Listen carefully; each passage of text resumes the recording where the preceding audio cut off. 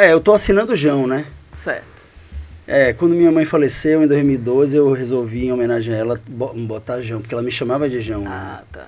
Muita gente me chama de João, Sim. mas a galera mais dessa idade nossa, assim, dos anos 90, me chama de Johnny. Tá. Mas a galera do cinema, do mercado, me chama de João. Então, fica à Mas vontade. o seu nome artístico agora é qual? É João. É João. João Rodrigo Matos. João Rodrigo Matos. É o que vai ser. A ideia Olá, bem-vindo a mais um Prosa Cinéfila. Eu sou Amanda Wad e hoje a gente vai falar sobre produção, sobre produtora de cinema baiana, mais precisamente uma produtora que está há 20 anos no ar. Né? Estamos aqui hoje com o João Rodrigo Matos, né, da Doc Doma. Olá, tudo bom? Tudo bom, João? Obrigado pelo convite. Obrigada a você pela presença. 20 anos, né? 20 anos é uma vida já, né? Já tá maior de idade, né? Com certeza. E assim, eu queria começar porque você refletindo um pouquinho, nesses 20 anos, né? Quando vocês começaram, aquele sonho de ter uma produtora e hoje, né? Como é que você vê que é que mudou dentro desse processo? Muitas coisas, né? Muitas coisas. Poxa, se for enumerar, vou tentar assim, porque é um arco longo, né? Sim. Dessa narrativa, como a gente costuma dizer no jargão dos roteiristas. Olha, quando a gente começou lá em 2005, eu acredito que nós temos sido o primeiro coletivo mesmo, né? Nessa palavra hoje muito em voga. Sim. Mas a Doc Doma surgiu de um desejo de 4 amigos, né?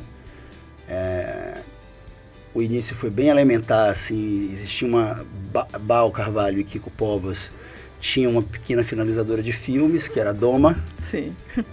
E Lula Oliveira e Adler Kibe Paz estavam começando a Doc. E aí no início da trajetória, eles produziram alguns curtas em 35mm ainda, da época do negativo. Nossa, bons né? tempos, né? Junto com Sofia Federico e Solange Moraes, Sol. Tiveram essa experiência coletiva de produção. E por causa das afinidades eletivas, eles resolveram se juntar. E aí juntou a Doc com a Doma. E você entrou quando? É o que eu escrevi outro dia num texto. Assim, fazer filmes é uma atividade complexa, mas batizar uma produtora pode ser algo bem simples, né? Então foi mais ou menos assim. E logicamente, depois, quando nós resolvemos tentar recursos públicos para produzir os filmes, a gente teve que formalizar o coletivo, né? Claro. Então o coletivo virou uma empresa, um coletivo com CNPJ, digamos assim. Sim. Mas o que diferenciava mesmo a gente naquela época era que nós éramos os únicos mesmo na cidade que estávamos totalmente focados na produção de conteúdo. Sim. Aí veja que já essa palavra hoje já tem outra dimensão, porque no início dos anos 2000, conteúdo era tudo que não era publicidade e corporativo e política. Sim. Então a gente queria fazer conteúdos para passar nos cinemas e nos canais a cabo, né? Lembra? Sim. Lembram dos canais a cabo? Né? Aí, e todo mundo, as pessoas costumavam dizer, mas isso é loucura. Realmente sonho, era né? uma loucura, assim. Como é que vocês não vão fazer publicidade? Como é que vocês não vão fazer... Sim. Claro que a gente fez uma ou outra coisa, porque a gente precisa pagar as contas, né? Precisávamos, e ainda precisamos sempre, mas... Claro. Nessa pegada, era muito específica a nossa intenção, né? De fazer narrativas, fossem elas documentais ou dramatúrgicas, assim, ficcionais, né? E você vê que no decorrer desses anos que se passaram, hoje conteúdo tudo é conteúdo, Sim. né? Tudo. Até a publicidade é conteúdo hoje em dia. Tudo. Hoje em dia a gente está já na era do TikTok, então assim... Então essa palavra já se transmutou em outras coisas. E veja, a maioria das produtoras hoje querem fazer o quê? Conteúdo. Esse tipo de conteúdo, que não seja corporativo, que não seja publicidade, que não seja política. Sim. Nada contra isso, inclusive fazemos isso assim quando é necessário, não tem problema nenhum. Claro. Mas o nosso foco permanece o mesmo e as mudanças totais, né? Eu acho que a partir de 2010, com o advento do smartphone, tudo mudou. Sim. Realmente. Todo mundo passou a ser realmente produtor de conteúdo, emissor, receptor, Sim. tudo, né? Fotógrafo, videomaker, filmmaker, como é que chamam agora, Sim. né? Essa turma que né? Até esse profissional é uma coisa nova, né? A gente é de uma época que filmmaker eram os caras do cinema direto, né? Do cinema verité. Sim, sim. Hoje filmmaker é aquela garotada que tem um setup de um iPhone bacana, um gimbal, um drone e um laptop, e isso é um filmmaker. Sim. Essa turma que faz uma one man's band. Exatamente. E Né? estão aí fazendo trabalhos. Né? Exato. Então, assim, o panorama foi mudando, mas o desejo da gente permaneceu o mesmo, assim, contar histórias. Pronto. Né? É uma coisa simples, Sim. mas é que eu falo para os meus alunos que a gente já nasce ouvindo histórias, a gente cresce aprendendo a também contá-las, Sim. né? Entre amigos, nas mesas de boteco, em papos mais sérios e tal, nós estamos sempre contando histórias e nós estamos sempre consumindo essas histórias, né? Nossa. E hoje em dia, através desse naipe incrível que a gente tem de canais e veículos que nos passam essas histórias e cabe a gente escolher o que é que a gente vai de fato digerir, consumir, etc. Então é um pouco por aí a trajetória, né? E essa divisão de trabalho, assim, porque assim, são sócios que também são criadores, que também são diretores, produtores. Como é que vocês dividem o trabalho, assim, quem vai agora? Porque se a gente olhar pela trajetória desses 20 anos, né, vocês têm algumas séries, mas tem 3 longas, né? Um de cada um, né? Se a gente for pensar. Né? O seu foi o primeiro e agora tem 2, que é o de Lula e o de Kibe, que estão... Estavam em cartaz até recentemente, os 2. Né? A Agora Matriarca tá continua, até dia 2 com certeza estará em cartaz. Eu não sei se a gente faz mais uma semana, acho que já está na 6ª semana. O Café Pepe Limão ficou acho que 9. Um bom número. Entrou né? agora em Niterói. Ah, massa. Nós já estreamos em algumas praças o Café Pepe Limão. Não tem muito isso, sabe, Amanda, de quem é que vai agora. A gente vai ao mesmo tempo e quando as oportunidades surgem, né? Você citou os longas de ficção, né? Isso, eu comecei primeiro com o Trampolim, do Forte. Nasceu no Festival do Rio 2010, na competição. Depois ele teve 2 anos pelos festivais do Brasil e fora. Mais tarde, o Kibe estreou com o Café Pepe, com um grande ato aí da pandemia, né? Sim. A gente filmou em 2019, depois tudo parou, né? Aquela coisa. E Lula, depois na sequência com o Matriarca, que chegamos a fazer uma semana de pré em Cairu, e aí veio a pandemia, a gente teve que desmontar a operação toda, foi um prejuízo significativo, né? Porque imagina você mandar uma equipe para o sul do estado, para o Baixo Sul, Sim. e ter que desmontar tudo por causa do lockdown e etc. Mas antes disso, a gente já vinha produzindo longas, a gente fez, o primeiro longa de verdade da produtora foi o filme que eu fiz em Portugal sobre Agostinho da Silva. Sim. É um documentário biográfico, longa-metragem, tem 80 minutos. Agostinho é um pensador, humanista, um homem renascentista, assim. Sim. E é o meu avô paterno. Então foi um desejo de ir. Eu vivi em Portugal 4 anos e depois fui morar na Inglaterra com minha esposa, mas em Portugal eu fiquei o tempo todo dedicado a esse projeto. E no final a gente conseguiu um aporte do MINC já naquela pioneira gestão de Gilberto Gil, um aporte via Fundação Casa de Rui Barbosa. Nossa.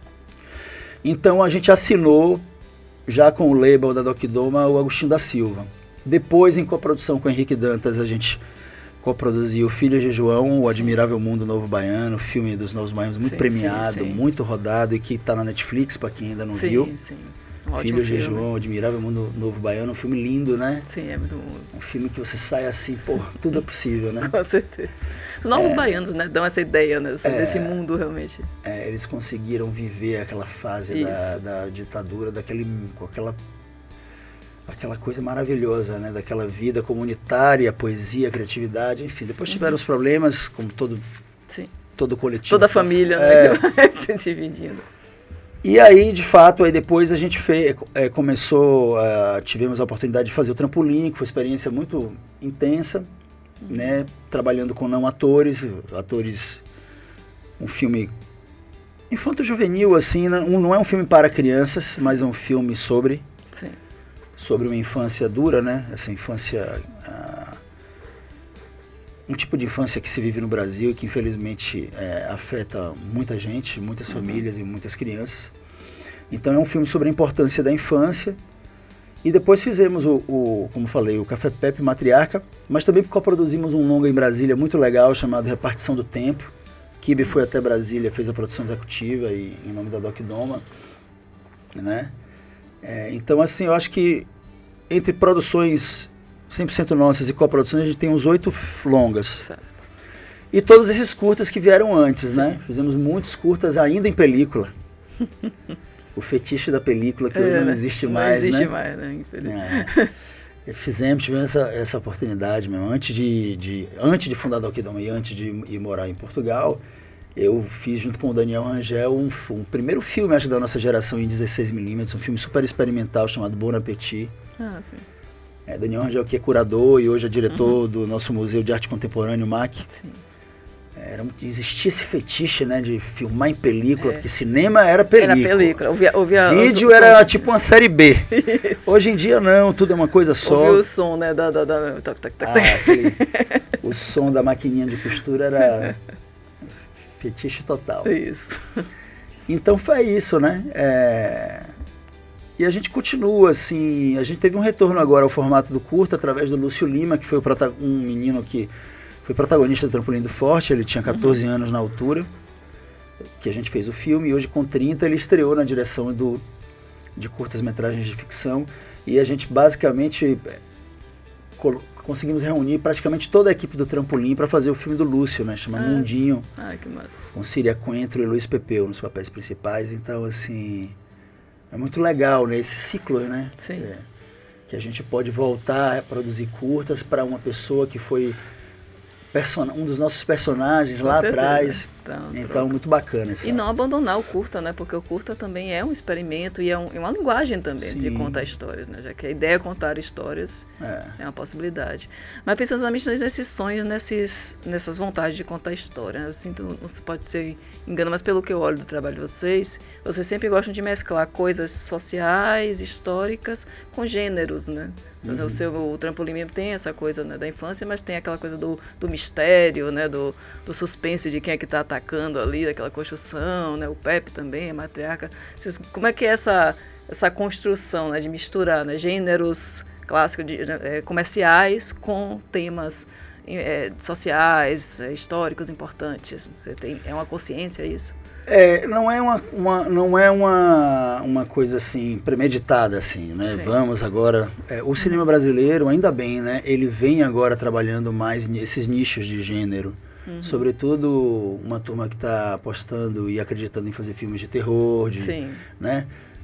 Sobretudo uma turma de São Paulo, assim, mais do Sudeste. E é muito importante, né? É muito importante porque são sotaques, né? São sotaques das cinematografias, assim. Você tem cinematografias que são filiadas a determinado tipo de gênero. A gente falou Bang Bang, o western, spaghetti da Itália, o filme noir nos Estados Unidos. No caso do Trampolim, não tinha muito essa intenção de fazer um filme de gênero. É porque o próprio tema que o filme aborda, que é assim, essa questão do trabalho infantil e como ele vai impactando num efeito dominó a vida dessas crianças de diferentes formas, certo? Eu não sei se você já ouviu falar de um artista popular que está deixando suas marcas nas paredes da cidade, que é o Jamex. Fizeram até um filme sobre ele no Panorama desse ano, eu vi, muito interessante. Ele tem uma assinatura que é Fim do Medo.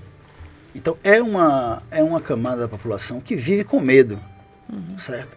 Eu acho que é por isso que no Trampolim, inconscientemente ou não, conscientemente ou não, essa questão do medo está presente. Né? Porque tem um vulto, uma figura anônima que ameaça essas crianças, mas a ameaça é muito maior, né? A ameaça está em todos os lugares, assim, porque a gente sabe que criança é para brincar, né? A criança tem que viver os seus tempos livres plenamente para que ela possa desenvolver suas potencialidades sem adulterações do tipo ter que trabalhar aos 8 anos, como o café, Pepe Limão aos 12, aos 13, numa sinaleira pedindo moedas ou a troco de quase nada. No Café Pepe Limão a gente fez um laboratório com os atores, eles ficaram um dia inteiro. Não um dia inteiro não, um turno e um pouco mais. Naquela sinaleira da Praça Nossa Senhora da Luz. Eles tramparam assim 6 horas ali para ganhar R$13. Nossa. Entendeu? Então ali eles mudaram completamente a chave e eles entenderam do que é que se tratava, assim, aquela história, né? Do Café Pepe e Limão, que são 3 amigos, Café, Penélope e Limão, que por vias diferentes chegam naquela vida da rua, né? E é um filme mais... Eu costumo falar que tem essas equações, né? Sobretudo nos festivais, assim, filme utópico com final fechado e filme distópico com final aberto. Né? Trampolim é um filme utópico de final fechado. E né, é um filme que muitas pessoas costumam dizer, mas tem um final feliz. É bom, se interpretou dessa forma, legal. Mas não é que seja um final feliz, é um final fechado, clássico. Sim. Resolveu aquele problema. Existe uma conclusão, um laçarote ali naquele terceiro ato. Já o Café Pepe e Limão não, é um filme distópico que é punk e ele tem um final aberto, porque a gente não sabe. Sim, né, o que é que vai dar, no que é que vai dar a vida daquelas crianças. A gente só acompanha até determinado momento. Né? Então, assim... Já Matriarca é diferente, é um filme de família, é um filme coral, é um filme que tem muita gente. Sim. É um filme muito difícil de fazer, é um filme difícil de filmar, né? Quando eu fui dirigir o Trampolim e eu me vi numa cena com 8 pessoas, ali eu vi o abacaxi de caroço que é você rodar uma sequência com 8 pessoas. E quando Lula estava desenvolvendo o filme, eu fui um dos roteiristas, junto com Manuela Dias, com Ana Luísa Pena e com... Fábio Rocha e vários roteiristas, isso é comum acontecer, alguns filmes têm vários roteiristas. Então, assim, é um filme coral e é difícil de contar uma história coral, assim como reger um coral, você tem que saber exatamente, né? Como é que funciona? Para que a coisa fique em equilíbrio e você sentir aquela emoção plena. Né? Então, assim, eu acho que a Doc Doma, ela não é uma produtora que tem um lance assim, aquelas reuniões. Vamos agora fazer um calendário aqui, um cronograma, o longa de João, depois o filme de Lula, depois de Kibe, porque nós fazemos outras tarefas também, né? Eu tenho mais o perfil de roteirista, eu escrevo bastante, não só as minhas coisas, mas coisas para outros estados, por encomenda, etc. Lula é um cara... um criador de histórias, mas ele não tem muito o perfil de sentar e... Né, ele gosta muito de trabalhar. Lula é um cara muito... Ele conduz muito bem as situações com muita gente, assim. Então, ele conduziu perfeitamente aquele elenco gigante, né? Do set, ele é do set. Do set, ele ouve todo mundo, ele agrega, não é aquele cara que você tem que falar... tipo a de Gazinho Navarro, né? Que ele tem que falar o texto ipsis literis, como ele escreveu. Não, você está agregando isso, sabe? Sim. Né?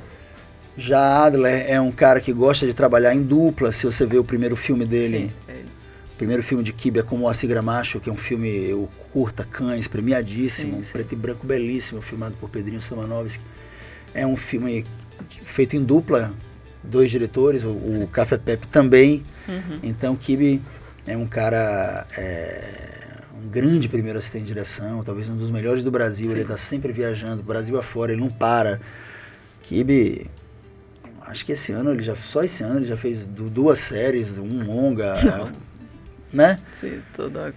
Então ele é um cara que trabalha com vários diretores e ele tem uma experiência enorme de várias formas de se fazer, não só artisticamente, como executivamente, né? Tanto é que nesse filme que nós fizemos com Brasília, ele fez a produção executiva. Então, todos nós, antes de tudo, a consciência de que no Brasil, para fazer cinema, você tem que ser produtor.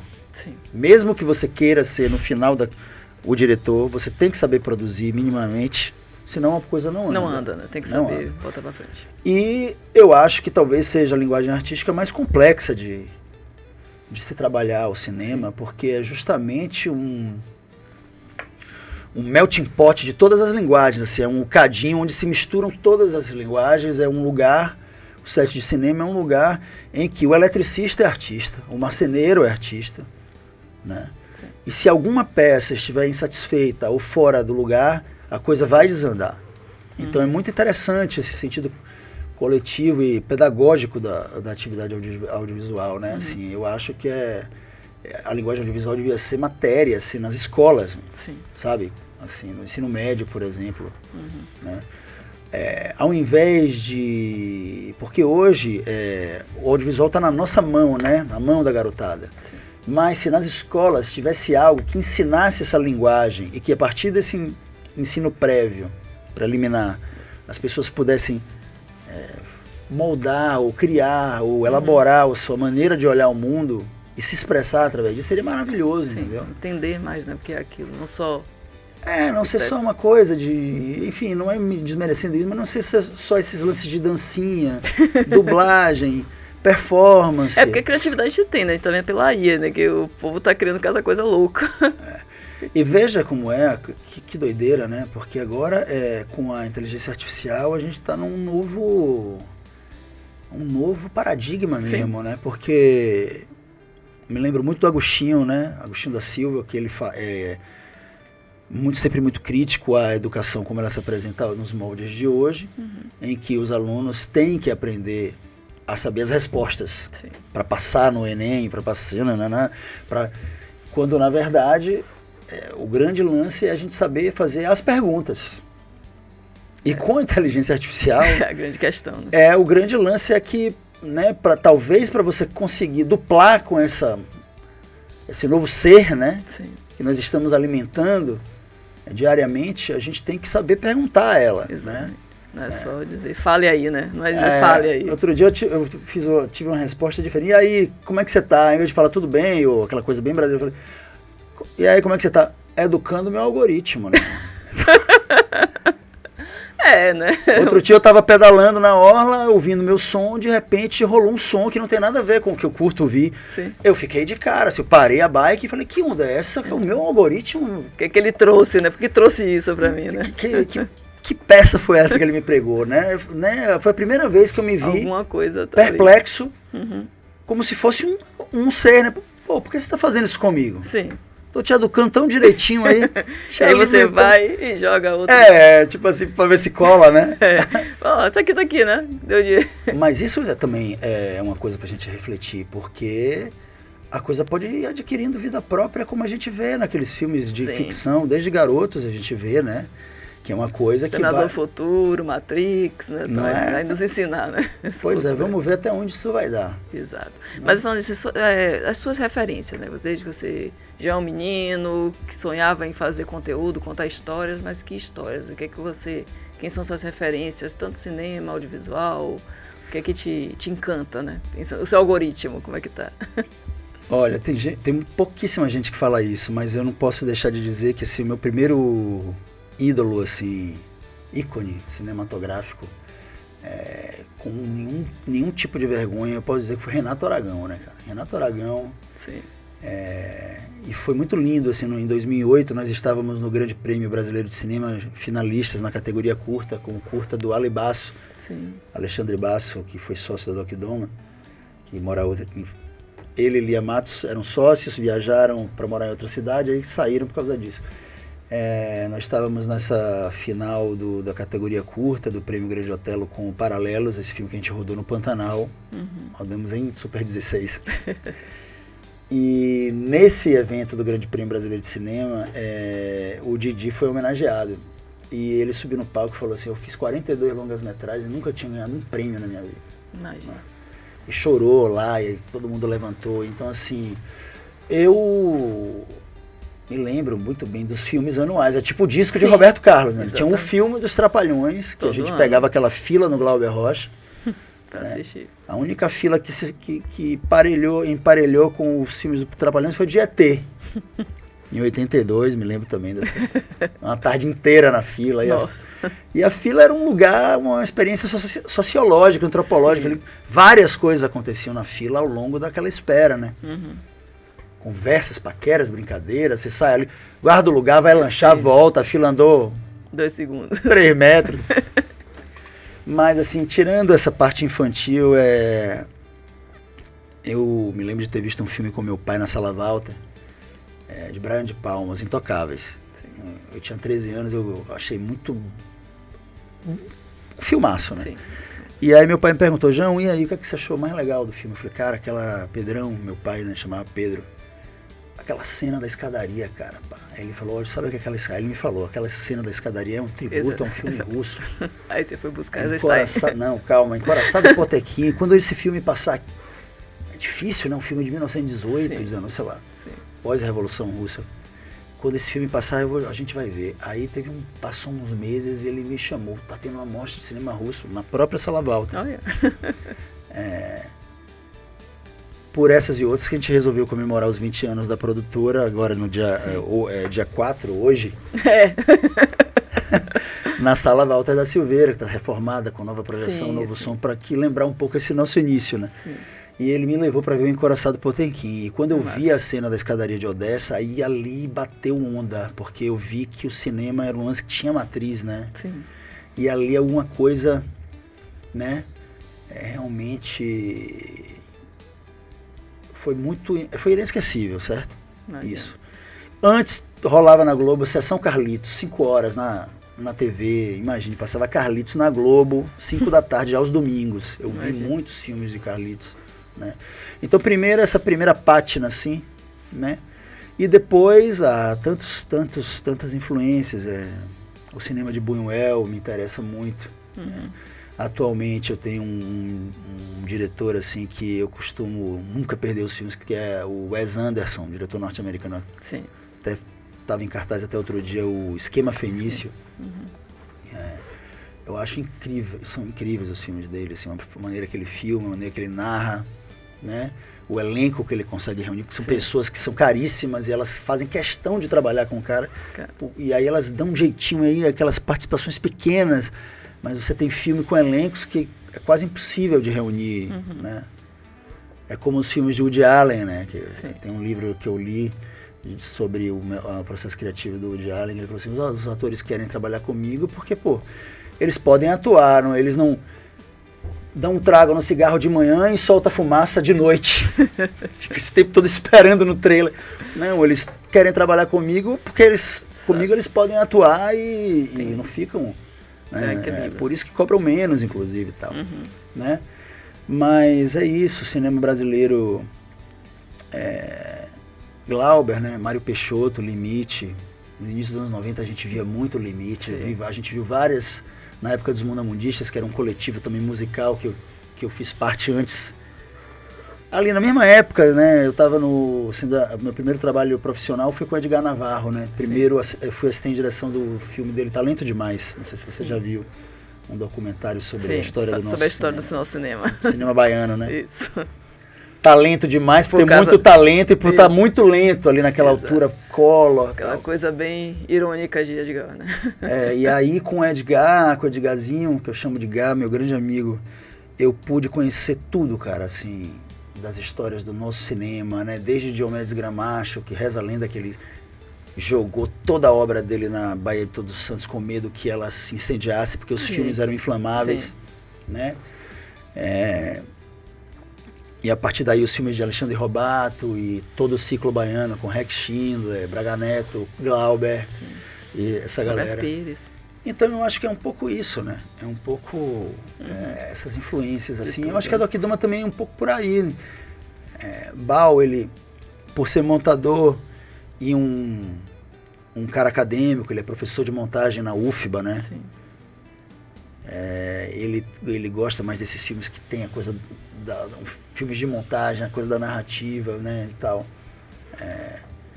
Kibe já trabalhou em muitos filmes de estrada, então ele tem essa experiência de filmar, né? O meu próximo projeto de ficção, eu não sei se eu vou conseguir realizar num tempo, por causa, enfim, dessas condicionantes atuais, mas assim, é um filme de estrada também.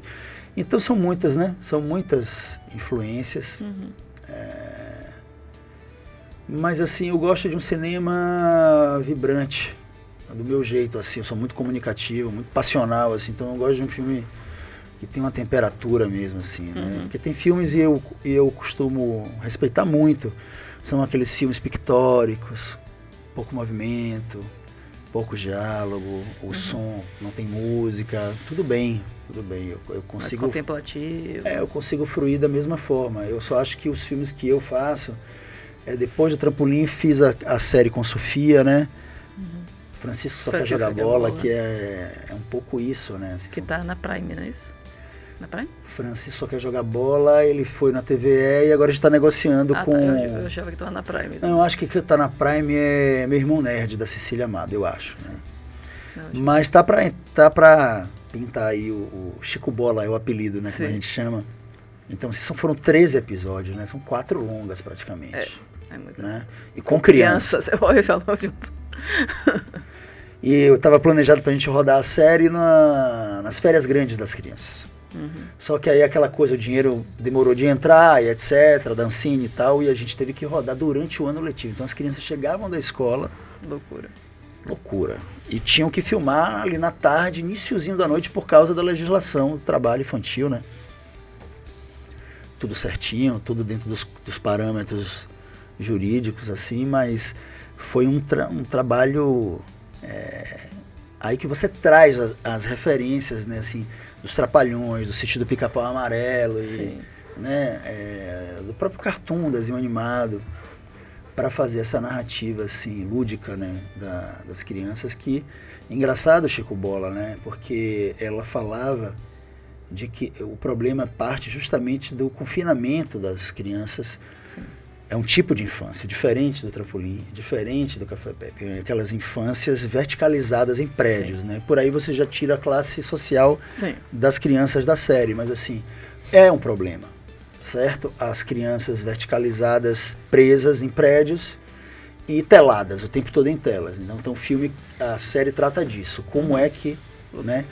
E essa coisa do confinamento no prédio depois veio ser global, né, velho? Porque nós ficamos...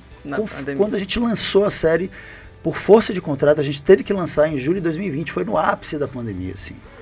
Então foi doido, né? Porque... De alguma maneira todo mundo se sentia um pouco Francisco, né? Exatamente, teve isso. Então, toda a série é Francisco e a turma dele, Lulu Parola, Amandinha Caolha, Beto Mudo, né? Ficou mudo porque engoleu o dente de leite. Né? Aí lá pelo episódio tantos, o dente de leite sai com limo, né? Ele volta a falar, ele vira um tagarela. É um barato a série, né? Eu acho que ainda é um dos segredos mais bem guardados do universo Kids brasileiro, a série. Mas acho que agora a gente consegue encaixar ela numa dessas plataformas para que ela seja mais vista, porque merece, eu acho que ela merece ser vista. Isso eu jurava que tinha entrado na Prime por agora, não sei porquê. Acho que em breve teremos novidades. Acho que tem alguma previsão. Mas Trampolim também não está em nenhuma outra plataforma.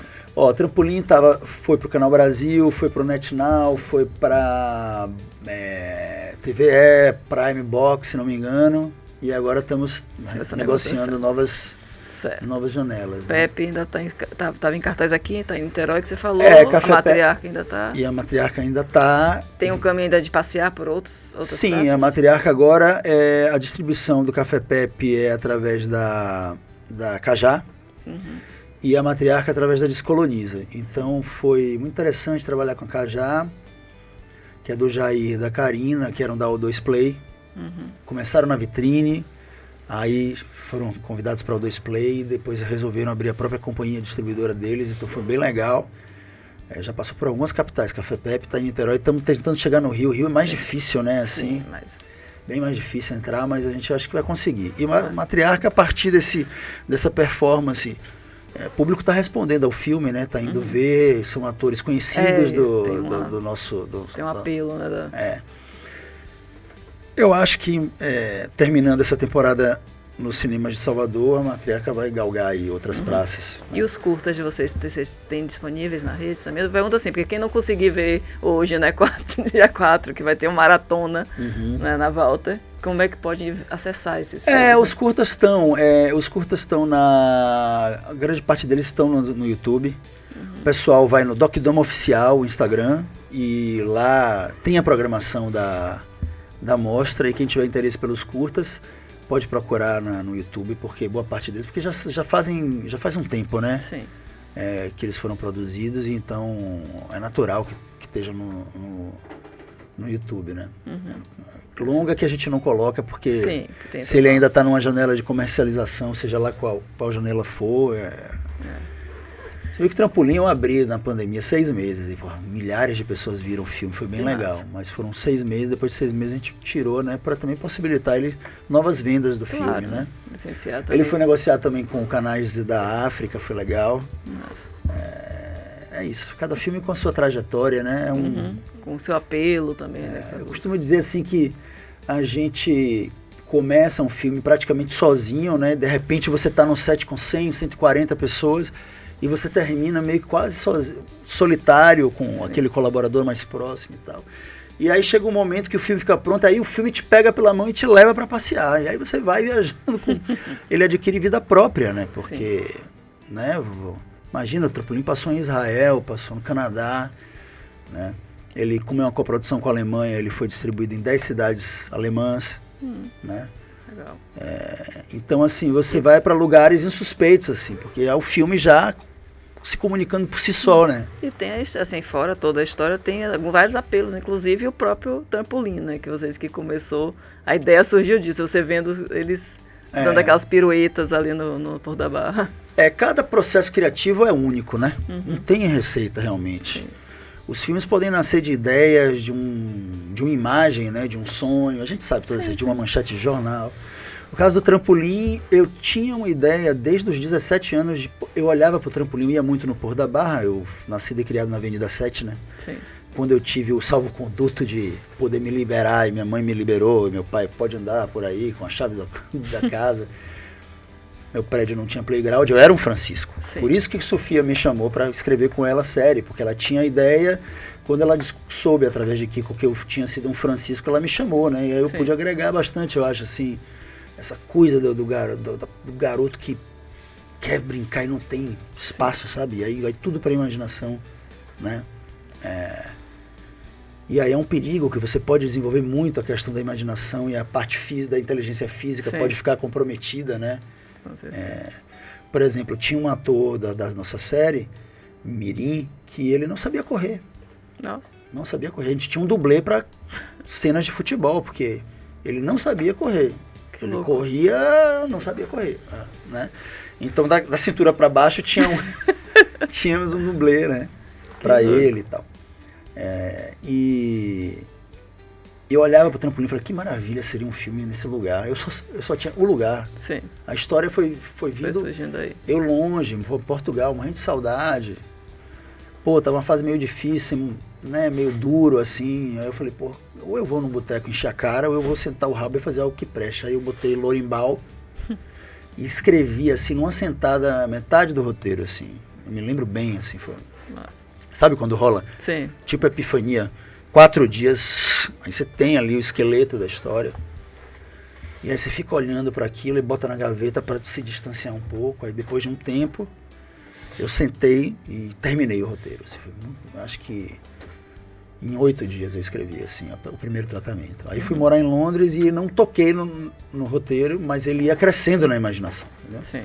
Caderninho, né? Telefones em 2004, era só SMS, né? Então não dava nem para eu escrever no telefone, assim, era caderninho e tal.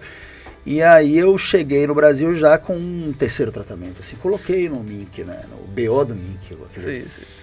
Também em gestão de Gilberto Gil, aquela primeira gestão. Sim. E aí ele foi chamado pro pitching, né? E aconteceu, assim. Então, assim, eu fui me perguntando de forma socrática, assim,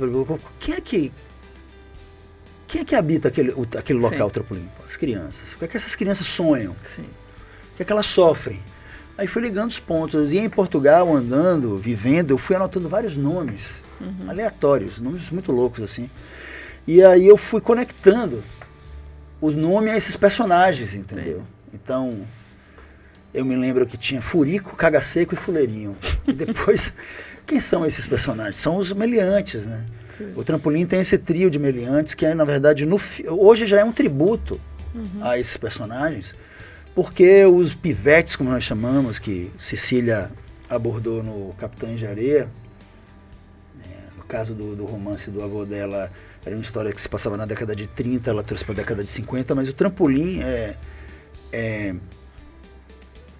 esse lance da delinquência, né? Assim, não é uma história sobre delinquência, mas são dois amigos que tangenciam essa vida possivelmente marginal e conseguem evadir dela, né? E aí eu furi, cagacei que fuleirinho, pô, são os pivetes, são os meliantes, né? Que hoje é um tributo, porque esses pivetes eles não existem mais, porque com 8 anos o crack já levou, eles não sobrevivem mais aqui, certo? Ou eles estão debilitados nas ruas, nas vielas, nas cracolândias da vida, mas eles não estão mais nas ruas como eles pongando no zoom, morcegando, né? Aí vem o salto no tempo e tem a cena de abertura do Café Pepe, que é o limão e o café, numa nova método de morcegar no ônibus, que não é mais na traseira, porque não dá, porque não tem mais o para-choque, justamente por causa dos assistentes. O primeiro plano é incrível, assim, porque a gente monta uma traquitana, Kibe e Pedro Léo, né, os diretores montaram uma traquitana atrás do ônibus, e aí você está enquadrando o ônibus, assim, por aquela janela do fundo, aí ela vai descendo, aí passa pela chaparia e vai para rente ao asfalto, o ônibus em movimento. E estão os dois moleques, assim, entre uma roda e outra. Tem tipo uma bandeja. E eles vão ali, cara.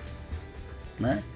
Então você vê, né, que doideira é, assim, a evolução das coisas nesse sentido da sobrevivência, né? Com certeza. Desse tipo de infância, né? Que infelizmente a gente ainda tem que passar em tantos lugares no mundo, né? Que o problema é global, né? Com certeza. Global. Mas é isso, né? O cinema, de alguma maneira, tem essa válvula de escape, né? Que você consegue construir e fazer pensar também, né? Dentro dessas estruturas. Então, assim, para encerrar, né? Que nosso tempo está esgotando, só para até assim, refletir um pouco sobre isso, né? Dessa estrutura e o que você dá de dica para quem está começando, quem também, como vocês, lá no tem aquele sonho, quero fazer conteúdo, quero fazer cinema, quero viver disso. Né? Como é que você constrói isso? Nesse quadrante de comemoração dos 20 anos da Doc Doma, a gente está fazendo uns movimentos bem legais, assim, a gente fez uma mostra estudantil lá no Cine Teatro 2 de Julho, novo também no IRDEB TVE, muito bom, assim, qualidade incrível de projeção. E Lula falou uma coisa muito bonita sobre isso, né? O desejo de criar ele é inerente, a gente está sempre criando coisas, nós somos criadores, né? As pessoas, elas têm uma falsa ideia, assim, uma grande parte delas, que só são os eleitos que podem criar. Não, a gente está criando o tempo todo, está criando formas de sobrevivência, formas de expressão, formas de se relacionar, né? E entender que forma é a sua forma mais orgânica de criar, né? Porque o mundo está chegando num ponto que essa questão do emprego, né? Agostinho também falava muito disso, assim. A pessoa só está desempregada quando há um emprego e ela não está lá. Mas a partir do momento que não há um emprego, o trabalho, a gente tem que fazer do nosso ócio um ócio criativo e um ócio que nos dê perspectivas, né? E o mundo hoje está cada vez mais caminhando para essa questão da gente poder se expressar e a partir dessa democratização absurda dos meios, a gente poder, de alguma forma, dar vazão a isso, seja para o nosso sustento ou pela nossa simples necessidade de expressão, né? Então, assim, o que eu falo, eu estou dando aulas na UFBA de dramaturgia no cinema, eu estou no mestrado, e no final você tem que dar tirocínio, né? Muito legal, com o meu maestro Paulo Henrique Alcântara, grande dramaturgo, e o meu orientador Gil Vicente Tavares. Um abraço para todo mundo lá do programa de pós-graduação em artes cênicas da UFBA, uma grande escola. E para os meus alunos é isso, assim, o que importa mesmo é a gente conseguir se expressar. Seja através de um poema, seja filme, você quer fazer um filme, começa com o celular. Depois você gosta de bater papo. Outro dia eu estava numa festa na casa da minha irmã, anteontem, um garoto que está se formando em medicina, e ele fica num discurso assim, poxa, mas medicina, o cara queria ser artista, mas vai virar médico. Cara, faça um podcast, você é o rei da conversa. O cara se comunica muito bem, assim, um comunicador nato, né? Então, assim, sabe... buscar formas de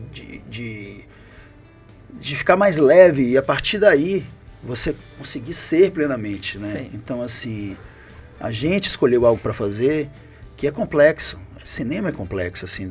Claro que hoje em dia, com as tecnologias e com as maneiras de fazer, você teve um podcast ótimo que você fez aqui com Paula Gomes e Haroldo Borges, da Plano 3. Eles criaram uma forma de se expressar, equipe super leve, o filme, você olha o filme deles, é pura poesia, intenção e propósito, e não tem aquele, né, você vê o simples, o menos é mais, né, na maioria das vezes o menos é mais. Então é isso que eu falo, assim, que eu costumo falar para os meus alunos e para meus filhos e para os amigos, assim, pô, cara, vê o que é que dá para fazer, porque com a Doc Doma foi assim que começou.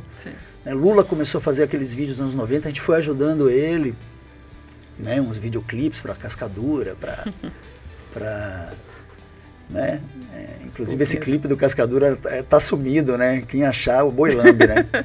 Mas foi uma coisa assim, né? Entender de que forma você se sente mais feliz se expressando e tentar... Se expressar.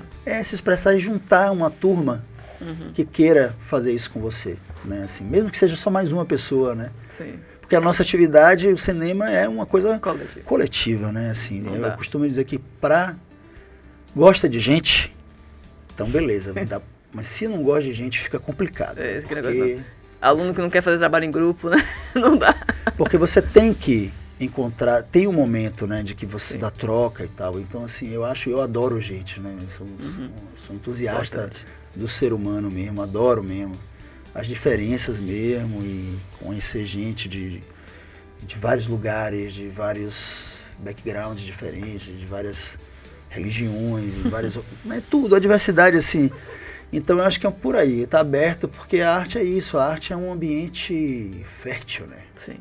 É fértil, você jogar uma sementinha ali, há de brotar alguma coisa. Com certeza, maravilha, João. Obrigada. Obrigada, Ana, foi massa o papo, parabéns, seu programa é ótimo. Obrigada. E recomendo aí para todo mundo, não só os cinéfilos, mas aqueles que gostam de uma boa prosa, prosa cinéfila com a Amandinha. E sigam também, né, a Doc Doma.